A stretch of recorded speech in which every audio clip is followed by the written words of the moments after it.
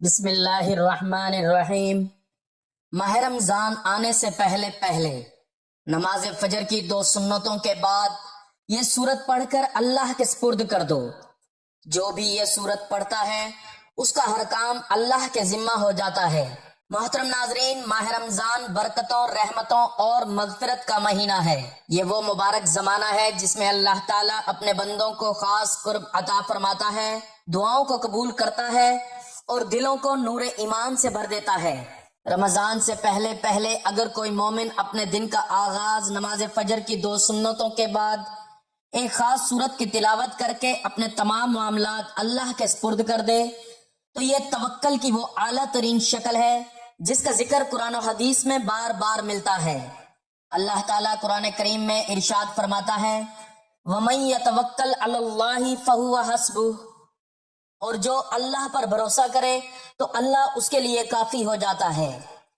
یہ آیت واضح اعلان ہے کہ جو شخص اپنے معاملات اللہ کے حوالے کر دیتا ہے اس کے لیے اللہ خود کافی بن جاتا ہے۔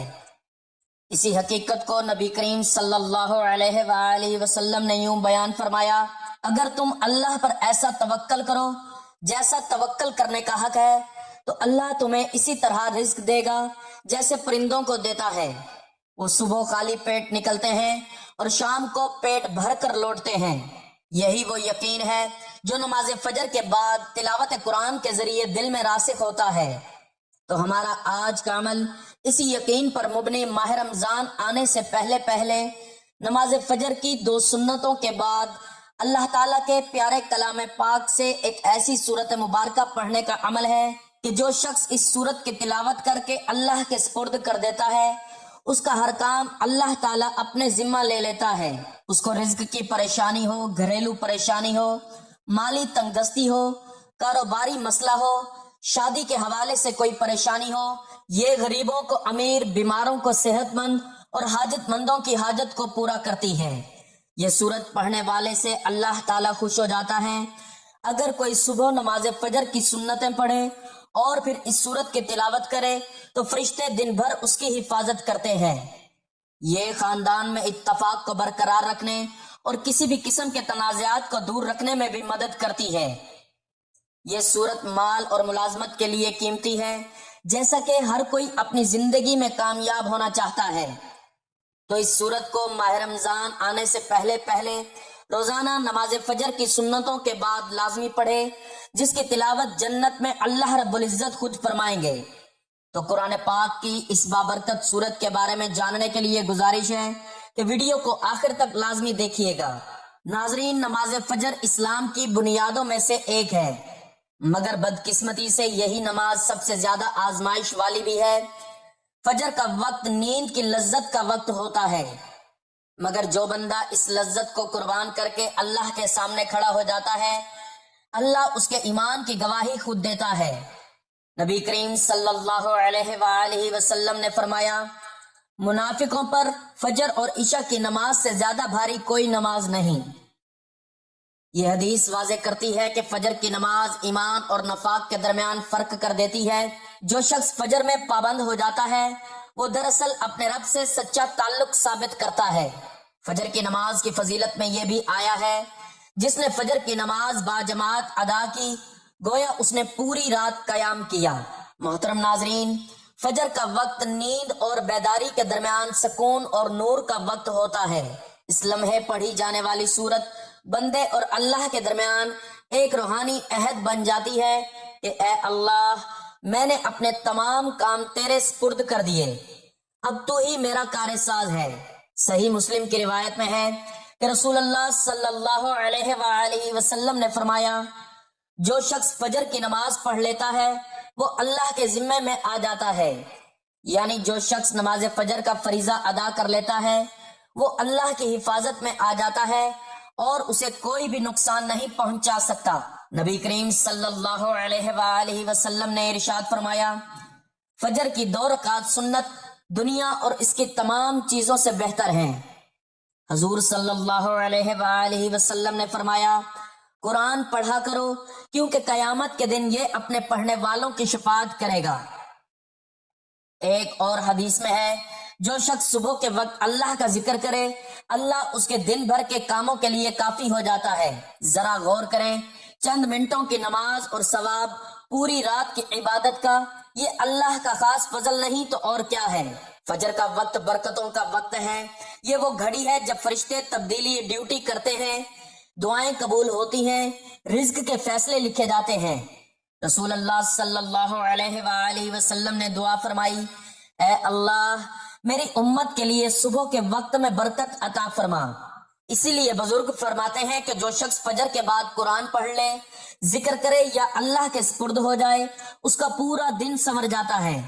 فجر کے وقت کی تلاوت قرآن کے بارے میں اللہ تعالیٰ فرماتا ہے، ان قرآن الفجر کان مشہودا، بے شک فجر کے وقت پڑھے جانے والا قرآن حاضر کیا جاتا ہے، یعنی فجر کے وقت کی تلاوت فرشتوں کی خاص حاضری میں ہوتی ہے۔ اس وقت پڑھی جانے والی سورت بندے کے دن بھر کے معاملات کو اللہ کے سپرد کر دیتی ہے۔ ماہ رمضان سے پہلے پہلے اگر ہم فجر کی 2 سنتیں ادا کریں، اس کے بعد ایک سورت پڑھ کر اپنے تمام کام اللہ کے حوالے کر دیں تو یقین جانیں پریشانیاں آسانی میں بدل جاتی ہیں، رزق میں وسعت آتی ہے، دل کو سکون ملتا ہے اور بندہ اللہ کی خاص حفاظت میں آ جاتا ہے۔ یہی توکل ہے، یہی ایمان کی معراج ہے اور یہی رمضان کی تیاری کا بہترین طریقہ ہے۔ ناظرین، ہم میں سے لوگوں کو ایک شکوہ ہمیشہ رہتا ہے کہ روزی میں برکت نہیں، گھر میں برکت نہیں، کتنا ہی کما لیں پتہ نہیں چلتا کہ کہاں گیا۔ ہر وقت کوئی پریشانی رہتی ہے، کبھی بیماری تو کبھی کوئی اور تنگی۔ اگر ہم اس تمام بے برکتی، تنگ دستی، بے روزگاری اور پریشانی کو نماز فجر کی عدم ادائیگی کے پس منظر میں دیکھیں تو معلوم ہوگا یہ سب بے برکتی اسی سبب سے ہے کہ ہم نماز فجر کی ادائیگی میں حد درجہ کوتاہی، غفلت، لاپرواہی اور سستی کا شکار ہیں۔ رسول اللہ صلی اللہ علیہ وآلہ وسلم کے اس حوالے سے متعدد احادیث موجود ہیں جن میں رزق کی تقسیم و فراوانی اور برکت کو نماز فجر کی ادائیگی سے مشروط کیا گیا ہے۔ ایک فرمان نبی صلی اللہ علیہ وآلہ وسلم ہے کہ رزق تقسیم کرنے والے فرشتے ہر صبح فجر کے وقت بندوں کا رزق لے کر زمین پر اترتا ہے، لہٰذا جو دروازہ فجر کے وقت کھلا ہوتا ہے فرشتہ اس کا رزق دروازے پر رکھ کر چلا جاتا ہے، اور جو دروازہ فجر کے وقت بند ہوتا ہے فرشتہ اس کا رزق واپس لے کر چلا جاتا ہے۔ رسول اللہ صلی اللہ علیہ وآلہ وسلم کے فرمان کے مطابق فجر اور عشاء کی نمازیں خیر و برکات سے معمور ہیں۔ ان 2 نمازوں کی ادائیگی بے شمار نیکیوں اور ثواب کے خزانے جمع کرنے کا سبب ہے، جیسا کہ رسول اللہ صلی اللہ علیہ وآلہ وسلم نے ارشاد فرمایا، اگر لوگوں کو عشاء اور فجر کی نماز کا ثواب، اجر اور خیر و برکات معلوم ہو جائیں تو وہ ان دونوں نمازوں میں ضرور آئیں گے، چاہے گھٹنوں کے بل گھسیٹتے ہوئے کیوں نہ آنا پڑے۔ قرآن و حدیث سے بھی نماز فجر کی کرت اور تلاوت قرآن کی اہمیت اجاگر ہوتی ہے، جس سے فجر کے وقت کی اہمیت کا پتہ چلتا ہے۔ سورہ بنی اسرائیل میں فرمایا، بے شک فجر کی نماز میں پڑھا جانے والا قرآن محسود و مشہود ہو کر سامنے آتا ہے، یعنی اگر فجر کی نماز میں پڑھا جانے والا قرآن سمجھ کر بغور پڑھا یا سنا جائے تو وقت فجر کے تمام انوار و تجلیات اور قرآنی فیوز و برکات متشکل ہو کر اللہ کے وجود اور اس کی وحدانیت کی گواہی دیتے محسوس ہوتے ہیں۔ احادیث نبوی صلی اللہ علیہ وآلہ وسلم سے بھی نماز کی اہمیت و فضیلت اور نورانیت کا پتہ چلتا ہے۔ آپ صلی اللہ علیہ وآلہ وسلم نے فرمایا کہ فجر کی 2 رکعت سنت دنیا اور دنیا کی ہر چیز سے افضل ہے۔ قرآن مجید اللہ تعالیٰ کی سچی کتاب ہے، یہ اللہ کا پیغام اپنے بندوں کے نام ہے، اس سے ایمان بڑھتا ہے اور دلوں کے زنگ اترتے ہیں۔ قرآن مجید کی تلاوت کرنا باعث برکت اور ثواب ہے۔ افسوس کا مقام ہے کہ ہماری اکثریت قرآن مجید سے غافل ہے، دنیا کے کاموں میں اپنا وقت لگانے سے گریز کرتے ہیں، جبکہ تلاوت قرآن کے لیے وقت نہیں ملتا کا بہانہ کیا جاتا ہے۔ یقین جانیں تلاوت قرآن پاک سے اللہ تعالیٰ وقت میں برکت ڈال دیتا ہے۔ آج سے یہ عہد کریں کہ انشاءاللہ قرآن مجید کی تلاوت کے لیے روزانہ وقت نکال کر کم از کم 2-3 رکوع تلاوت کریں گے اور اس کو سمجھیں گے اور اس کو ترجمے کے ساتھ پڑھیں گے تاکہ پتہ چلے اللہ تعالیٰ اپنے بندوں سے کیا فرماتے ہیں۔ رسول اللہ صلی اللہ علیہ وآلہ وسلم نے فرمایا، تم قرآن پڑھو اس لیے کہ قرآن قیامت کے دن اپنے پڑھنے والے کے لیے سفارشی بن کر آئے گا۔ ایک دوسری حدیث میں ہے کہ قرآن کی سفارش کو قبول کیا جائے گا قرآن کو پڑھنے کے بعد اس کو اپنی عملی زندگی میں لانے والوں کے لیے بھی جھگڑا کرے گا اور نجات دلائے گا۔ رسول اللہ صلی اللہ علیہ وآلہ وسلم نے فرمایا، قیامت کے دن قرآن اور قرآن والے جو اس پر عمل کرتے تھے ان کو لایا جائے گا۔ سورت بقرہ اور آل عمران پیش ہوں گے اور اپنے پڑھنے والوں کی طرف سے جھگڑا کریں گی۔ قرآن کو جو لوگ مضبوطی سے تھام لیتے ہیں تو اللہ تعالیٰ ان کو بلند کر دیتا ہے، وہ دنیا میں بھی کامیابی حاصل کرتے ہیں اور آخرت میں بھی جنت میں داخل ہوں گے انشاءاللہ۔ جو قرآن کی تلاوت اور تعلیمات سے دور ہوتے ہیں اور اپنی زندگی اپنی مرضی اور چاہت سے بسر کرتے ہیں تو پھر ایسوں کو اللہ ذلیل و خوار کر دیتے ہیں۔ چنانچہ نبی اکرم صلی اللہ علیہ وآلہ وسلم نے فرمایا، اللہ تعالیٰ اس کتاب قرآن مجید کی وجہ سے بہت سے لوگوں کو سر بلند فرمائے گا اور دوسروں کو ذلیل کرے گا۔ قرآن مجید کی تلاوت کرنے سے ہر حرف کے بدلے میں 10 نیکیاں ملتی ہیں۔ قیامت کے روز انسان ایک نیکی کے لیے مارا مارا پھرے گا، لہٰذا نیکیوں کے حصول کے لیے تلاوت قرآن پاک کو معمول بنانا چاہیے۔ رسول اللہ صلی اللہ علیہ وآلہ وسلم نے ارشاد فرمایا، جس نے کتاب اللہ کا ایک حرف تلاوت کیا اس کو ایک نیکی ملے گی اور اس نیکی کا بدلہ کم از کم 10 گنا ہے۔ میں یہ نہیں کہتا کہ الف لام میم ایک حرف ہے، لیکن الف ایک حرف، لام دوسرا اور میم تیسرا حرف ہے۔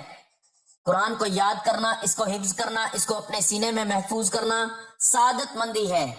آپ صلی اللہ علیہ وآلہ وسلم نے فرمایا، بے شک وہ آدمی جس کے دل میں قرآن پاک کا کچھ حصہ نہیں وہ ویران گھر کی طرح ہے۔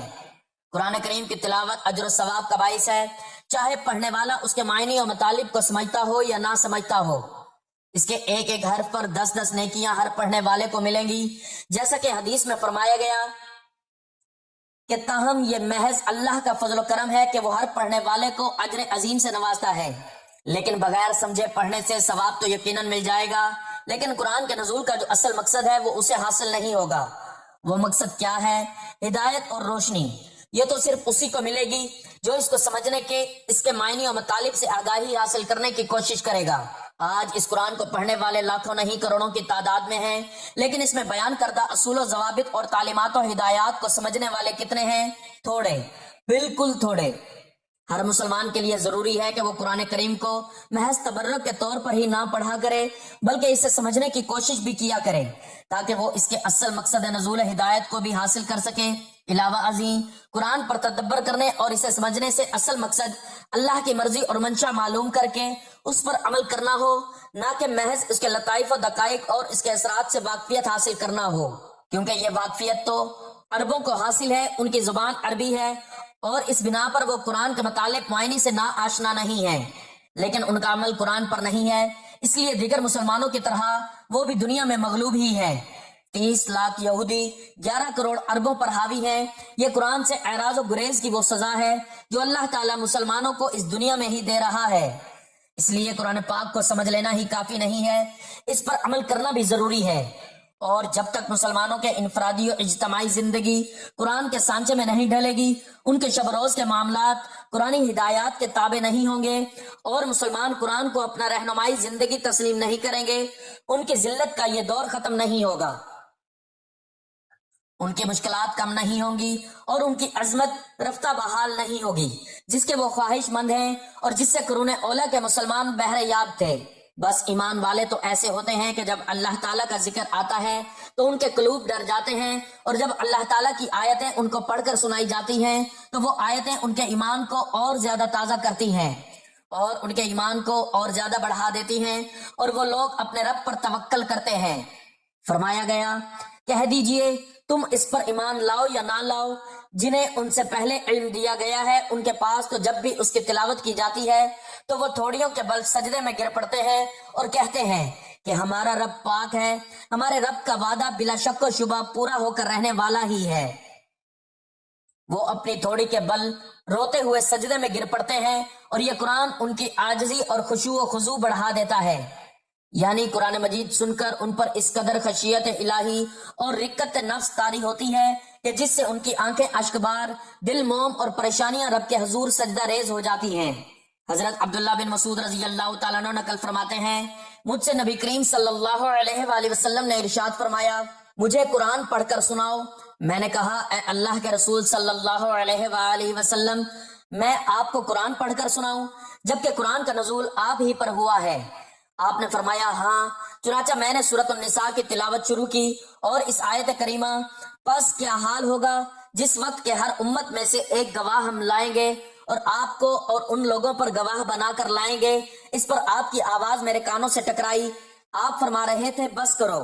میں نے مڑ کر دیکھا تو آپ کی دونوں آنکھوں سے آنسو بہ رہے تھے۔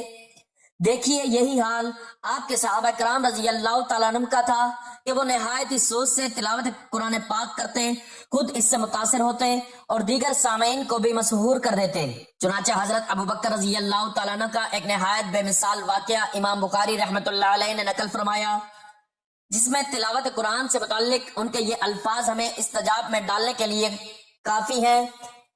فرماتے ہیں حضرت ابوبکر رضی اللہ تعالیٰ عنہ نے اپنے مکان کا ایک حصہ نماز کے لیے خاص کر دیا، جس میں نماز ادا کرتے اور قرآن پاک کی تلاوت کرتے، جسے سن کر مشرکین کی عورتیں اور بچے ان پر ٹوٹ پڑتے، ان کی رکت آمیز تلاوت سے محظوظ ہوتے اور اسے حد درجہ پسندیدگی کی نگاہ سے دیکھتے۔ بات دراصل یہ تھی کہ حضرت ابوبکر صدیق رضی اللہ تعالیٰ عنہ نے نہایت نرم دل انسان تھے، تلاوت قرآن کے وقت اپنی آنکھوں پر قابو نہیں رکھ پاتے اور وہ بے اختیار بہہ پڑتی۔ اگر ہم اس قرآن کو کسی پہاڑ پر اتارتے تو دیکھتا کہ خوف الہی سے وہ پست ہو کر ٹکڑے ٹکڑے ہو جاتا۔ ہم ان مسائلوں کو لوگوں کے سامنے بیان کرتے ہیں تاکہ وہ غور و فکر کریں۔ تلاوت قرآن پاک وہ مبارک پسندیدہ عمل ہے جس کے سننے کے لیے نہ صرف انس و جن مضطرب اور بے چین رہتے ہیں بلکہ آسمان سے فرشتے بھی اتر آتے ہیں۔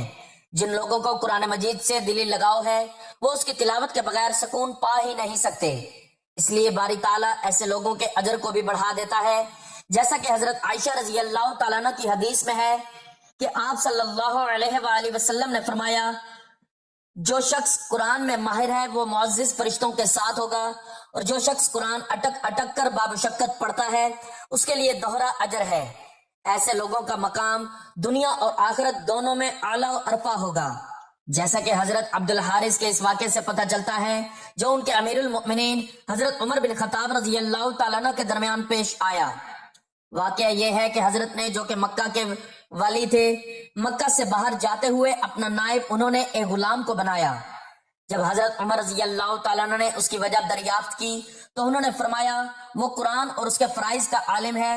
اس پر حضرت عمر رضی اللہ تعالیٰ عنہ نے کہا، آپ صلی اللہ علیہ وآلہ وسلم کا ارشاد ہے، بے شک اللہ تعالیٰ اس قرآن کی وجہ سے کچھ لوگوں کو بلندیاں عطا کرے گا اور کچھ کو پستی۔ محترم ناظرین، آج کی ویڈیو میں جس مبارک سورت کی تلاوت کا عمل ہے وہ سورت رحمان ہے، اور اس کے ساتھ اللہ تعالیٰ کے بابرکت ناموں کی ایک تسبیح ہے۔ سورت الرحمان اللہ کے خوبصورت ناموں میں سے ہے جس کا مطلب ہے رحم کرنے والا۔ یہ سورت جو پڑھتا ہے اس پر رحم کیا جاتا ہے، جس مقصد کے لیے بھی پڑھتا ہے وہ مقصد پورا کیا جاتا ہے، دنیا اور آخرت کی سختی سے نجات ملتی ہے۔ سورت رحمان کا نام اللہ کے خوبصورت ترین ناموں میں سے ایک نام پر رکھا گیا ہے۔ اس سورت میں خدا کے فضل کی مثالیں دی گئی ہیں اور اللہ کے مختلف تحائف کی اہمیت کو دہرایا گیا ہے۔ سورت رحمان ہمیں رحمت الہی کے تصور پر غور کرنے کی ترغیب دیتی ہے۔ اللہ تعالیٰ نے ہمیں مختلف تحائف دیے ہیں، یہ دنیا بھی ایک تحفہ ہے۔ درخت، کھانا، ہمارے ارد گرد کا ماحول، ہوا، پانی، صحت مند جسم اور دماغ، خاندان، دوست، سب کچھ ایک تحفہ ہے۔ ہم اس سب کو قدر کی نگاہ سے نہیں دیکھتے، لیکن اس آخر میں اس طرح کے ہر تحفے کی اہمیت ہوتی ہے۔ سورت رحمان ہمیں یاد رکھنے میں مدد کرتی ہے کہ اس طرح کے تمام خدائی احسانات ایسی چیز نہیں ہے جس سے ہمیں غفلت برتنی چاہیے۔ یہ آیت دہرانے سے کہ یہ تمہارے رب کی نعمتیں ہیں جنہیں تم جھٹلاتے ہو، یہ سورت ہمیں بتاتی ہے کہ ہم اپنے رب کی کسی نعمت کا انکار نہ کریں۔ اس وقت کے مطابق کافر مسلسل اور مکروہ طور پر حق کا انکار کر رہے تھے اور مسلمانوں پر کھلے عام تشدد کر رہے تھے۔ تم اپنے رب کی کون کون سی نعمت کو جھٹلاؤ گے؟ در حقیقت جھٹلانے والوں کے لیے ایک مستقل نصیحت تھی جو غرور اور ناشکری میں اندھے تھے اور مسلمانوں پر بغیر کسی اشتعال کے حملہ کرتے اور قتل کر دیتے تھے۔ سورت رحمان اللہ کی رحمتوں کی لامحدود فہرست کو خوبصورتی سے پیش کرتی ہے، یہ دل کو چھو لیتی ہے اور سچے ایمان والوں کی آنکھوں میں آنسو لاتی ہے۔ انسان میں حق کو نظر انداز کرنے کی کمزوری ہے۔ ہم جانتے ہیں کہ ہر چیز فانی ہے، اس کے باوجود ہم دنیاوی دولت اور آسائشوں کے حصول میں دیوانہ ہیں۔ محترم ناظرین، ہمیں اس بات کا علم ہونا چاہیے کہ زندگی میں ہمارے پاس جو کچھ بھی ہے وہ مستقل نہیں ہے۔ ہمارے خاندان اور دوست ہمیں چھوڑ سکتے ہیں، اچھی صحت میں کمی آ سکتی ہے، ہماری دولت بھی ختم ہو سکتی ہے، پھر بھی ہم مغرور اور متکبر رہتے ہیں۔ سورۃ رحمان بار بار ہمیں اللہ کا شکر ادا کرنے کی یاد دلاتی ہے، کیونکہ ہمارے پاس جو کچھ بھی ہے وہ ہمارے لیے اللہ تعالیٰ کا تحفہ ہے۔ ہمیں چاہیے کہ ہم دنیا کے لیے کام کریں اور نیک اعمال میں مشغول اور اللہ ہی کو راضی کرنے کی کوشش کریں۔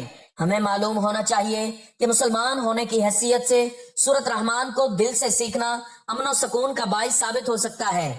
اپنے آپ کو اللہ کے مختلف احسانات کی یاد دلا کر ہم تناؤ اور ذہنی دباؤ کا مقابلہ کر سکتے ہیں اور اپنے ایمان کو بھی مضبوط کر سکتے ہیں۔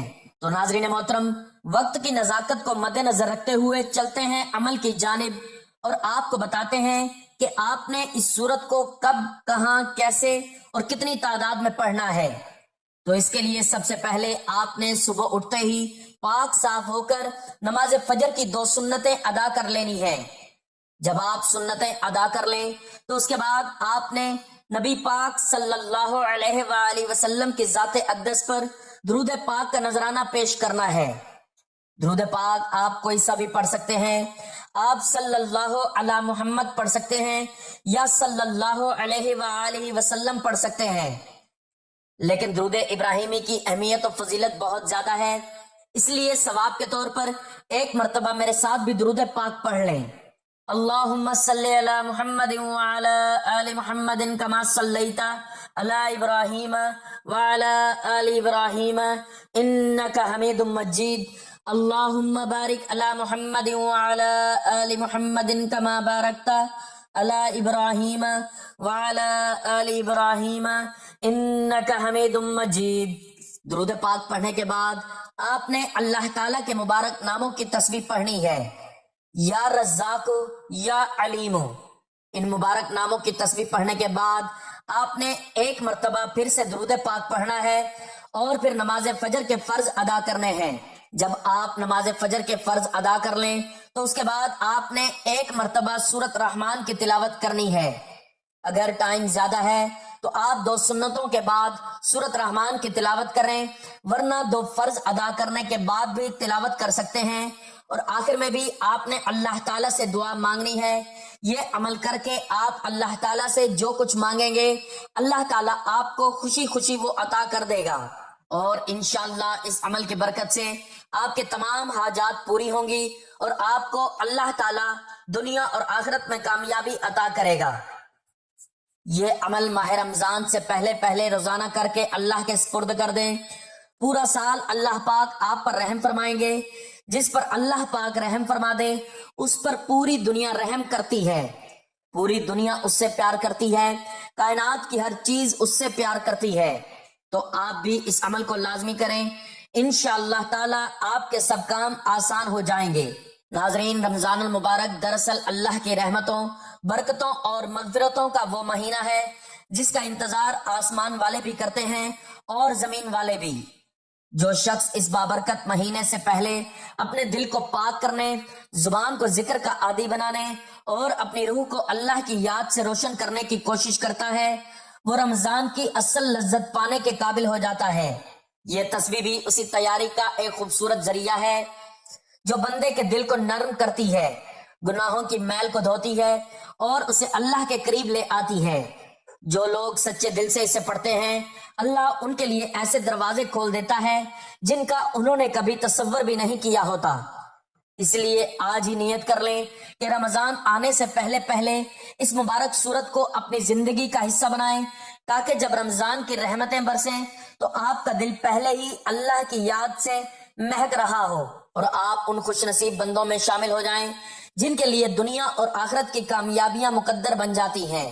ناظرین محترم، یہ چھوٹے چھوٹے اعمال ہیں، ان پر خود بھی عمل کریں، اپنے گھر والوں کو، دوست احباب کو بھی ان کے متعلق بتائیں، تاکہ ان کو پڑھنے سے دنیا و آخرت کا فائدہ حاصل ہو، اور جو فوائد آپ کو ہوں گے انشاءاللہ خود بھی اپنی نظروں سے دیکھیں گے اور دنیا بھی دیکھ کر حیران رہ جائے گی، اور اللہ تعالیٰ آپ کو آخرت میں اتنا اجر دیں گے جو بیان کرنے سے باہر ہے۔